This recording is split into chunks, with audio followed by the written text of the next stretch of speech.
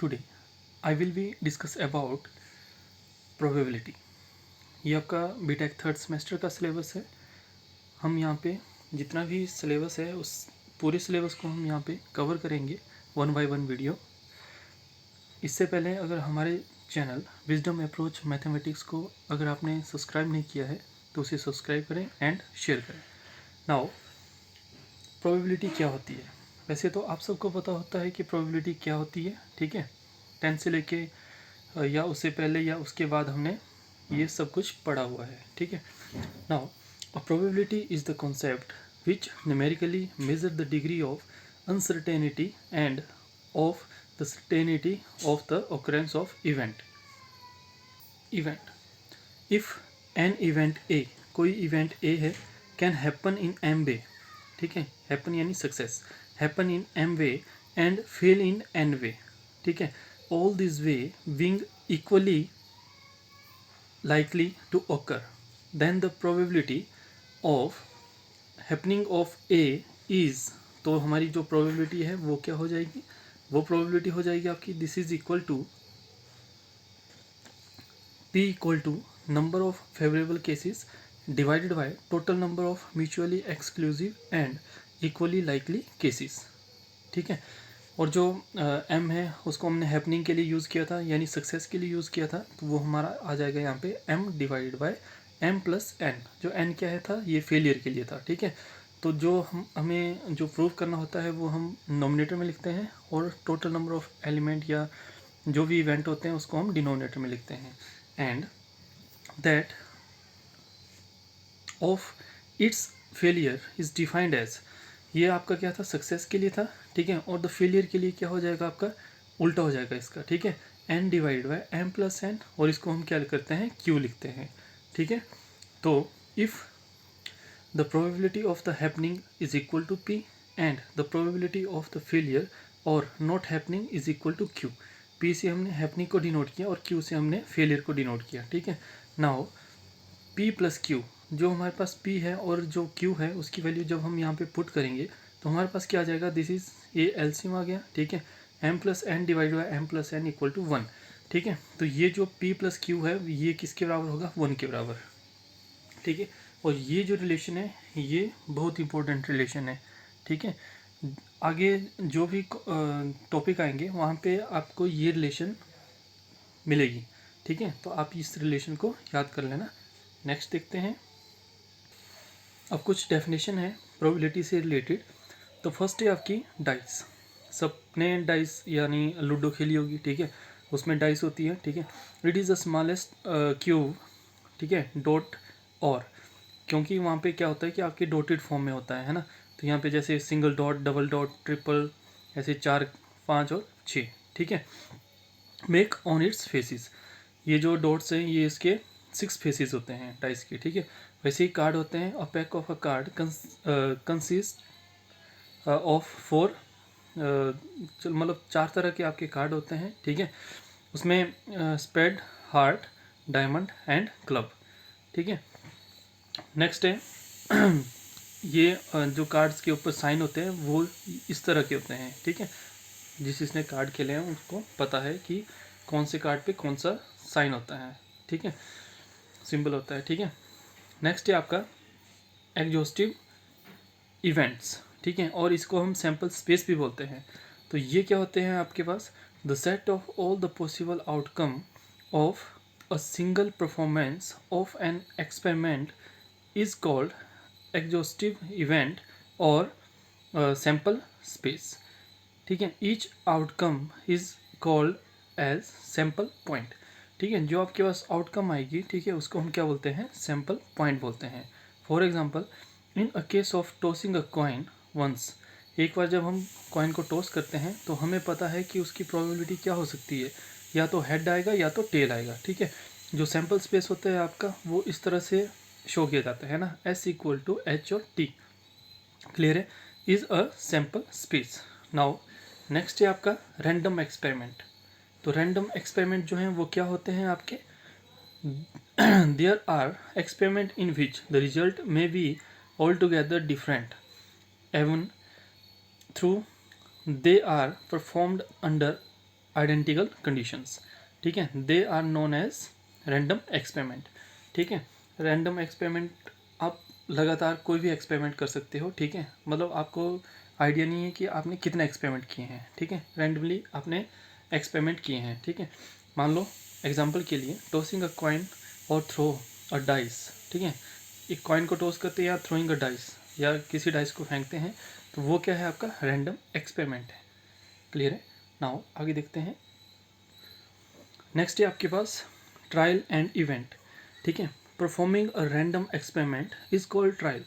जो आप random experiment जो परफॉर्म कर रहे हो वो क्या है आपका ट्रायल है, ठीक है। And the outcome is termed as event, और जो आपके पास आउटकम आएगी उसको हम क्या बोलेंगे, इवेंट बोलेंगे, ठीक है। फिर से example, a tossing a coin is a trial, ठीक है, हमने कॉइन को टॉस किया तो वो ट्रायल थी हमारी, ठीक है। And the turning up of head or tell is an event, ठीक है। टॉस करने के बाद जो भी हमें आउटपुट मिलती है या तो हेड और टेल जो भी मिलता है तो वो क्या है आपके इवेंट्स हैं, ठीक है। नेक्स्ट है आपका इक्वली लाइकली इवेंट। तो बच्चों इक्वली लाइकली इवेंट्स क्या होते हैं, they are a two event are said to be equally likely event if one of them can't be expected in performance to the other, ठीक है। मान लो for example, if we throw of a coin, case of head and tail are equally likely to come, ठीक है। वैसे ही आपका क्या होता है कि कार्ड के केस में भी होता है, ठीक है, वो भी आपके क्या होते हैं इक्वली लाइकली होते हैं, ठीक है।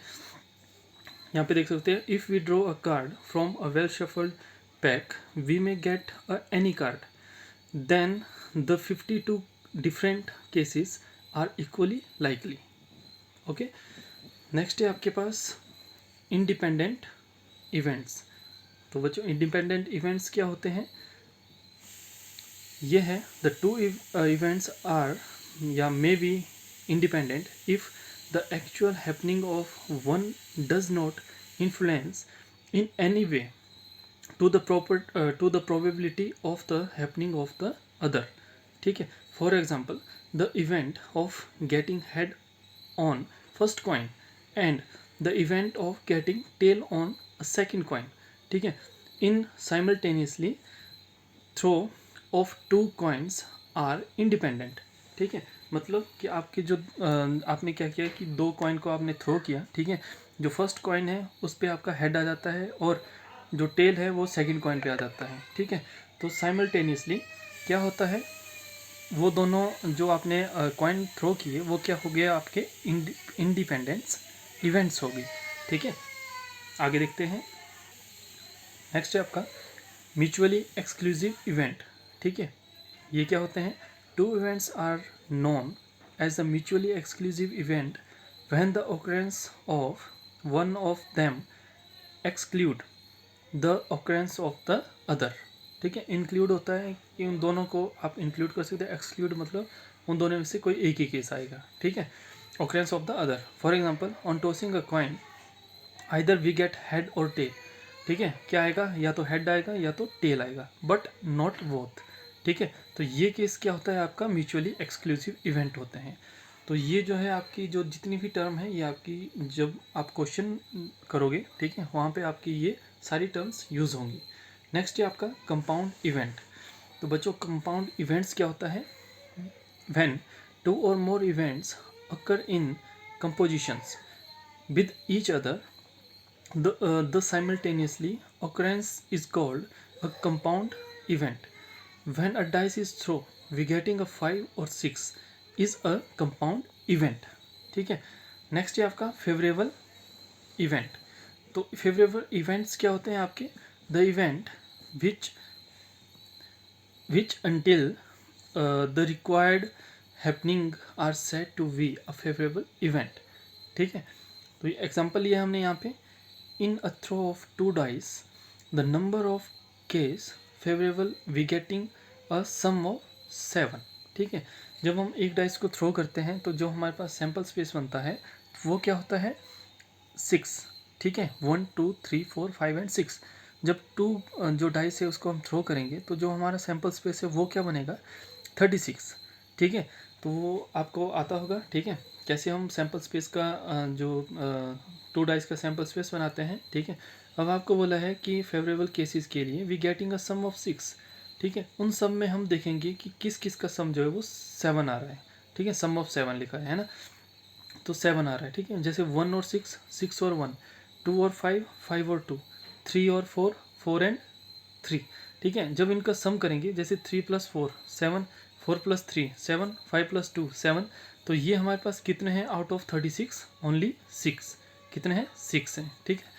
तो ये था आपका फेवरेबल इवेंट्स। नाउ नेक्स्ट है आपका एक्सपेक्टेड वैल्यू, ठीक है। If P1, P2, P3 and so on Pn of the probability of the event x1, x2, x3 so on x raised to power xn res, respectively, then the expected value, ठीक है। मतलब इसकी जो event है वो ये है, इस प्रोबेबिलिटी का ये इवेंट है, इसका ये इवेंट है, ठीक है। नाउ रिस्पेक्टिवली, तो जो आपका एक्सपेक्टेड इवेंट वैल्यू है वो क्या बन जाएगी? दिस इज, इन दोनों को मल्टीप्लाई करेंगे, है ना। तो P1 x1 + P2 x2 plus so on Pn xn, तो ये क्या हो जाएगा आपका summation of r = 1 to n PR और XR। क्लियर है।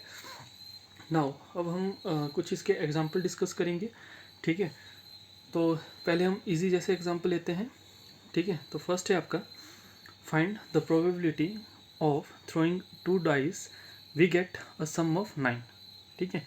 जैसे हमने अभी फेवरेबल केसेस में या इवेंट में हमने पढ़ा, ठीक है, वही क्वेश्चन यहाँ पे भी है। The total number of possible way of throwing 2 dice, there are 6 × 6 = 36। Clear है। यही है आपके पास पॉसिबिलिटीज़, है ना, यही सैम्पल स्पेस बनेगी आपकी। ओके, अब आपको क्या चाहिए? नंबर ऑफ वे गेटिंग 9, ठीक है। उनमें से आपने चेक करना है कि किस किस का सम जो है वो 9 के बराबर आ रहा है। तो देखो यहाँ पे किस कौन कौन कौन से ऐसे सैम्पल पॉइंट है। तो 3 और 6, ठीक है, 4 5, 5 4 एंड 6 3, ठीक है। इनको सम करेंगे तो हमारे पास क्या आएगा? 9 आएगा। तो ये कितने हैं? टोटल 4, ठीक है। अब आपको प्रोबेबिलिटी भी इसकी फाइंड आउट करने के लिए बोला है। Then the required probability is 4/36 = 1/9, ठीक है। 4 आपकी क्या हो गया? फेवरेबल केसेस हो गए, ठीक है, सक्सेस होगी। और 36 आपका क्या था? टोटल नंबर ऑफ इवेंट्स थे, ठीक है, total number of sample point थे। तो ये कैंसिल करके 1/9। क्लियर है। जहाँ पे भी किसी भी बच्चे को अगर कोई डाउट है तो वो कमेंट सेक्शन पे अपना क्वेश्चन पूछ सकता है। नेक्स्ट क्वेश्चन है आपके पास, what is the probability that a non leap year containing 53 Sunday, ठीक है। तो ये बोल रहा है कि जो नॉन लीप ईयर होते हैं उसमें क्या हो गया कि आपके 53 संडे आ गए, है ना। तो आपने जो प्रोबेबिलिटी है संडे की वो फाइंड आउट करनी है। हम जानते हैं non leap year consist of 365 days. Of these there are 52 complete week. सबको पता होता है कि एक साल में क्या होता है कि 52 वीक जो है वो कंप्लीट होते हैं, ठीक है। एंड 1 एक्स्ट्रा डे, ठीक है। जैसे आप 52 × 7 करोगे, ठीक है, तो ये कितना आ जाएगा? 364, ठीक है। तो एक डे क्या है? वो एक्स्ट्रा है, ठीक है, 1 डे क्या है? एक्स्ट्रा है, ठीक है। Then that day may be 1 of the 7 day, ठीक है। जो दिन आपका एक्स्ट्रा दिन था, ठीक है, वो 7 दिन में से कुछ भी हो सकता है, ठीक है। संडे, मंडे, ट्यूसडे ऐसे करके सैटरडे और संडे तक कुछ भी हो सकता है, ठीक है। तो आपको क्या बोला है? 53 संडे। देखो यहाँ पे 52 तो आपके कंप्लीट वीक हो गए, यानी 52 संडे यहाँ पे इंक्लूड हो गया। एक संडे एक्स्ट्रा है तो इसका मतलब जो एक्स्ट्रा डे है वो क्या है? संडे है, ठीक है। तो हम लिख सकते हैं so already we have 52 Sunday, then 1 more Sunday. Clear है क्वेश्चन से? 1 मोर संडे, ठीक है। The probability that getting 1 more Sunday is, कितनी हो जाएगी आपकी बच्चों प्रोबेबिलिटी? दिस इज 1/7, ठीक है। हैंस, तो आप लास्ट में लिख सकते हो क्योंकि जो मैथ में होता है वो हैंस प्रूव ऐसे करके ही होता है ना। Hence the probability that a non leap year contain 53 Sunday is कितना है? 1/7। तो ये इसकी क्या है? प्रोबेबिलिटी है। तो बच्चों ये था आज का आपका टॉपिक, ठीक है, प्रोबेबिलिटी और उसकी डेफिनेशंस, ठीक है। प्रोबेबिलिटी के बारे में पढ़ा, डेफिनेशन के बारे में पढ़ा और उसके हमने एक दो एग्जांपल डिस्कस किए कि ऐसे ऐसे आप प्रोबेबिलिटी फाइंड आउट कर सकते हो, ठीक है। और जो भी आपको यहाँ पे पढ़ाया जाएगा वो अकॉर्डिंग टू आपके करिकुलम, ठीक है, जो आपका सिलेबस है उसके अकॉर्डिंग पढ़ाया जाएगा और एग्जामिनेशन पॉइंट ऑफ व्यू के अकॉर्डिंग आपको यहाँ पे जितना भी मटेरियल है वो प्रोवाइड किया जाएगा। तो ऐसे ही वीडियो, इंटरेस्टिंग वीडियो को देखने के लिए हमारे चैनल विजडम अप्रोच मैथमेटिक्स को शेयर करें, सब्सक्राइब करें and thank you for watching.